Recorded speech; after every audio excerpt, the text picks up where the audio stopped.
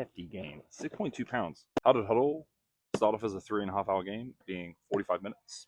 Plus, depending on how long you play your fantasy football season, playtesting. And some of you might not know what playtesting is. You might be painfully aware and you're already checking out. Playtesting is the process of testing the shit out of your board game. I would argue the most important, we'll see if people disagree with me, your prototype. Remember this one?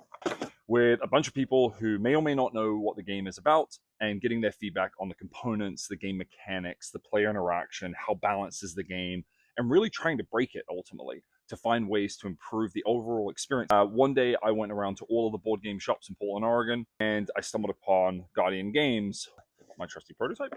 I felt incredibly embarrassed, very uncomfortable whilst I'm walking in with a brown cardboard box. And this amazing human being called Alex is the board game sommelier. Like, what do you got here?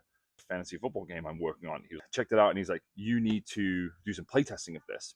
He told me about some playtesting groups in Portland, and one of which ended up being Stumptown Game Crafters Guild, which is where we ended up going every single Monday for a little over a year. So we got a really diverse group of people to play the game. In parallel, my poor friends were dragged to various bars and restaurants in my house to also playtest.